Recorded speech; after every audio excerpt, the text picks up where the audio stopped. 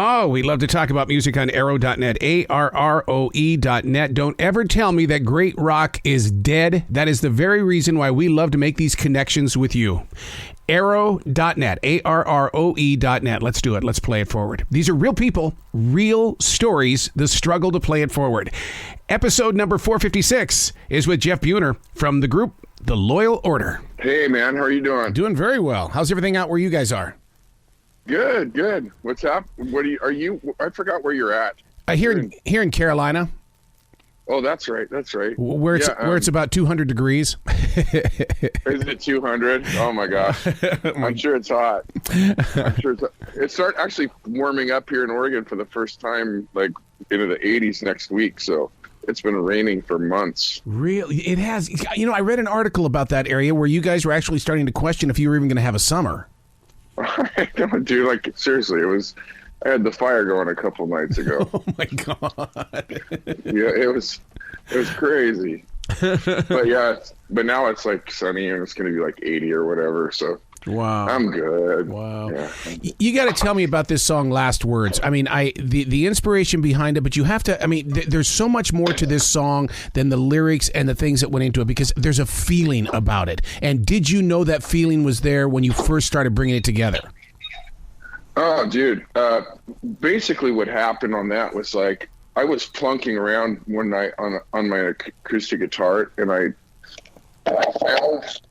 found this open tuning, and it's that I've never used before, didn't even know existed, and it was because I'm a bass player, not a guitar player, So I just was goofing around, and I found the open tuning that they use for the Rain song, Led Zeppelin, and I was like, oh, that's pretty, and I started plunking around, and I downloaded the pre-chorus in my head from somewhere, and basically the part where it says coins in my eyes, what will my last words be? Mm-hmm. Just the pre-chorus. And I'd been toying around with the last words lyric for a while.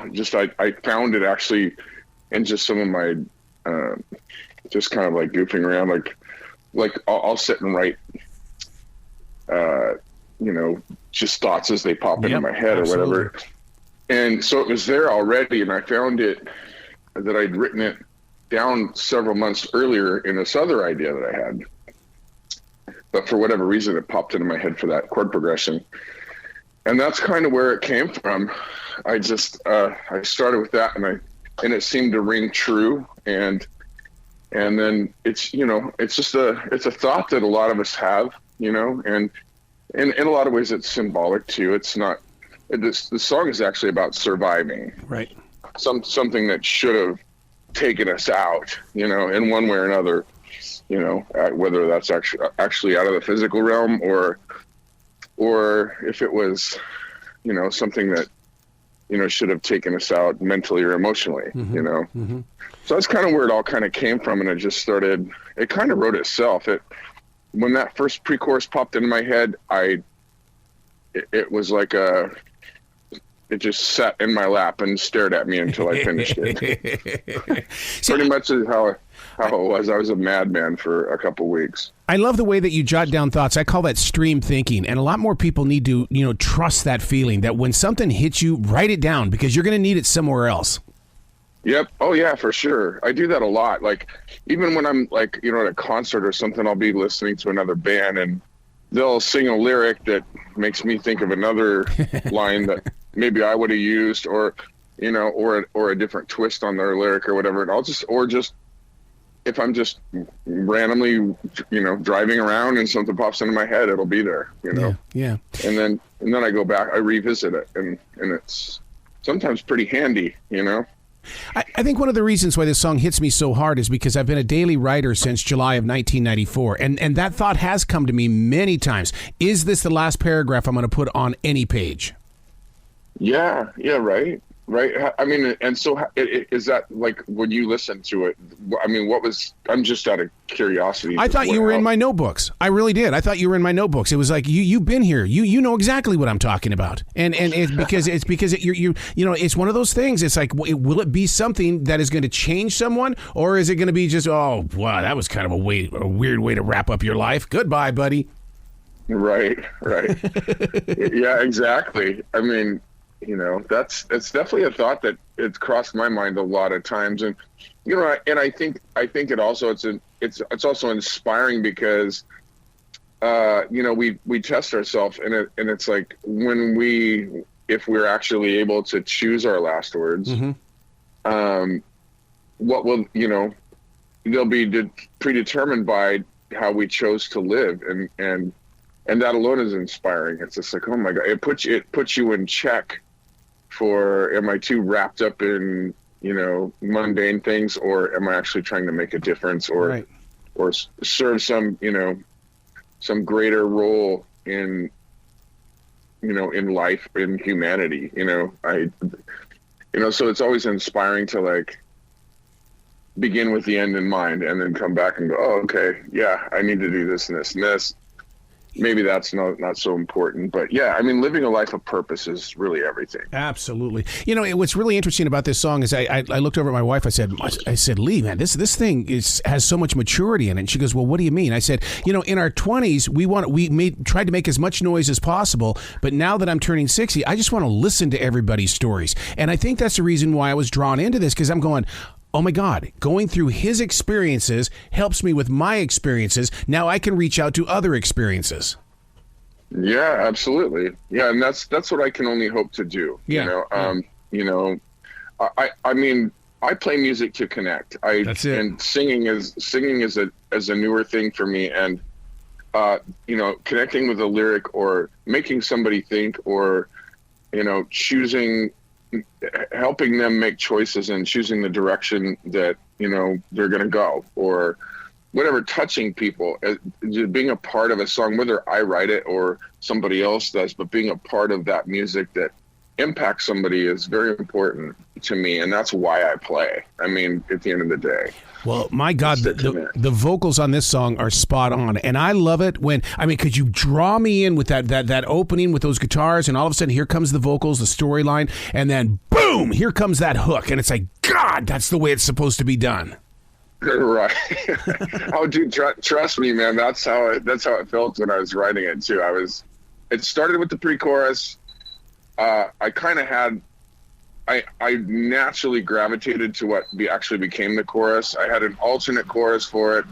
Brandon and I worked on it for a little bit, and then we ended up going back to my gut, instinct, and then I kind of wrote the verses last. And I had the second half of the verses before I had the first part of the first verses, and it just kind of all, the way that this song revealed itself was kind of almost inside out and backwards, but that's okay. It, like I said, it drove me crazy for a few weeks actually, just because you can't force it, but you got to be intentional, so, and receive it and download it and then question that, and then realize your gut instinct is probably what you need to go with, So when you were receiving this particular set of words here, what were you doing and where were you? I feel like I'm walking on water. Oh.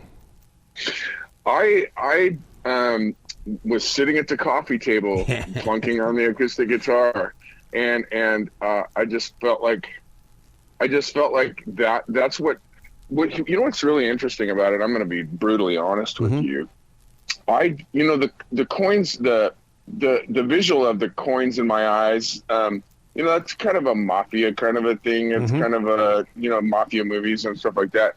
But coins in my eyes was very fair to cross the river Styx.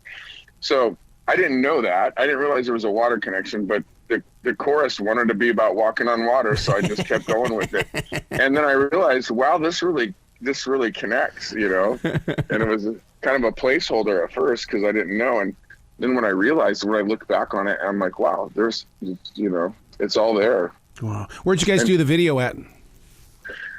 We actually shot. It was our first experience doing a full-length video with green screen background. So we did it all in. Oh, we wow. we did the entire thing inside of a green screen studio. Wow. I didn't even pick up on that vibe. You don't have to go back and watch it again. Yeah, it's all pretty much green screen. But we chose the elements, and we filmed a lot of the B-roll and stuff like that. For like we went into an old Catholic church in my hometown and filmed some of that stuff. And and it was actually where I was baptized when I was a little baby. Wow. And and there was that place it's phenomenal in there. And then we did some of the some of the water scenes are, right between myself and my producer's house, just in between. So we just kind of pieced it together, and Mari was a perfect actress for it. She was phenomenal. Yeah. And it's really cool. It all worked out. Wow. Have you taken it to a live crowd yet? Once right after we tracked the song, we played it in front of somebody and a crowd, and they loved it. So yeah, I'm anxious to see, like, we're gearing up to do some shows now, and it's part of the set, and it's going to be, everybody will at least kind of have heard it, and not since it's been released. So now let's talk the music business, and that means getting this song out there on new rock radio stations. Are they following it, or do I see a second generation classic rock station picking it up? I think I haven't really pushed it hard at radio because it's kind of a long song. Yeah, it is, but that's good. Yeah, it's just most radio stations want it to be 3 minutes and 30 seconds or under 4 minutes or something. That's it. And you just can't spit this whole thought out in that amount of time. But I just decided to put it out and just like to have everybody hear it, because we're tracking a bunch of new stuff right now, and I just wanted to remind everybody that we're here, and I really felt like it was an important time to get this song out. Yep. So now, when you're putting a song like this together, and you rely on Brandon and stuff like that, I mean, that's the collaboration that a lot of people don't understand. I mean, that's a brotherhood that just basically happens, but you can't jump into it and say, all right, let's do it right now. It's one of those where it has to melt together, doesn't it? Yeah, you're correct. So with this one, I plunked around on an acoustic guitar and found the melody and open tuning, and I got it to a certain point, and then I'm like, hey, you need to come over, and we need to talk about this.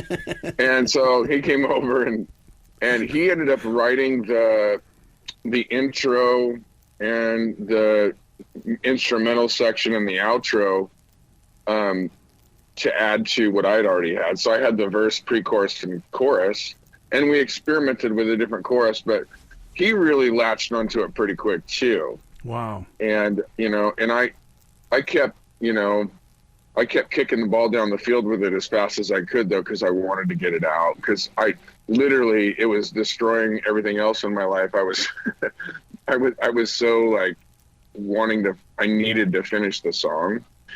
So I kind of pushed really hard on the guys to like do their parts in it, because it was going to come out one way or the other, I pushed it really hard, and Brandon came and did his stuff, and he wrote that amazing, those two parts at the beginning, both of them. If he did all that stuff in the instrumental section in the middle, and everybody else used the same open tuning on their instruments too. Oh, that's so cool. Yeah, so which is kind of forces the guys. It kind of forces everyone into a different, like, you just have to be instinctual, because the tunings are different on your guitar, and it's definitely not a normal tuning that you use often, anyone uses often. So you just kind of have to hear it and feel it instead of having any go-to guitar riffs or anything like that. Yeah. Because it's all about feel and melody and finding different, different melodic structures in a tuning that you're not familiar with. So it all has to be gut, and I think that's what made it even better. There's a tension there, and it formed itself well, I think. That phone call to Brandon, was it a Wayne's World moment where it's like, dude? It kind of was. It was more like, hey man, I got something, you need to come over. And he's like, then he comes over and he's like, whoa. Yeah, that's right. Man, you live for those moments. They don't happen every day. Yeah. And it's funny too, because like I strum around on an acoustic guitar and play kind of half-ass, and then I show something to Brandon and he has to try to envision what I'm trying to play for him. But anyway, with this one I had it all. I was all there, and I actually was finger picking most of it, and then he took what I realized I was doing is I was finger picking the verse melody when I first started writing it. That's what I was doing. I found the verse melody, and I didn't realize that's what that was going to be. And then it turned into I had all the melody for the second half of the verse and the pre-chorus, and going into the chorus was all there. So anyway, it was really interesting. This one was it was a journey getting as it wrote itself, and then realizing we had to record it right away, and we needed to put another single out anyway. It was time, and the video happened, and boom, there it is. Wow. So where can people go to find out more about the Loyal Order and more about you and what you're doing with music? So like there's all the platforms like Facebook, the Loyal Order on Facebook, the Loyal Order on Instagram. We have a YouTube channel that we're just now starting to push a little harder. The Loyal Order, Twitter, all that stuff, and we have the loyalorder.com. So it's all there. It's pretty easy to find us these days. So, well, when you guys get on that road, you come to the East Coast and you land in Charlotte, we all got to get together. Dude, I have to make it out of there. My friend Dave Alford from Rough Cut just moved out to that side of the country, and he and I are actually going to do a writing session soon. Oh, so cool. Yeah, because there's something out in there's something in the dirt here. I don't know what it is, but there's just something in the dirt here in the South. Yeah. What's interesting, back to the last words thing, I was picturing, as we were writing the song, I was kind of picturing a bayou, kind of a landscape. It's kind of got that. It's got a hint of the South, and not Texas South. It's got a hint of Louisiana South, or a little bit of Delta. Carolinas. A little bit of Delta. Yeah. I mean, that's kind of what I was picturing. Like the water there, and the swampy kind of vibe, and it's kind of where it came from, and it ended up being a little more commercial than that, but that's what I was picturing. So yeah, I definitely need to get back there, and I played there with another band a couple years ago, and I just was like, I need to explore this entire area for like a week. Absolutely. Man, Jeff, come back to this show anytime in the future. The door is always going to be open for you. You bet, man. Arrow, it's so awesome to talk to you again, dude. It's been, what has it been, like 2 years? That's it. I was looking at it before you even called. Absolutely. It was in 2020. Yeah, very cool, man. There was that little pandemic thing going on. What was that? Did that happen? Yeah, right. Yeah. Well, you be brilliant today, okay, sir? All right, Arrow. Talk to you soon, man.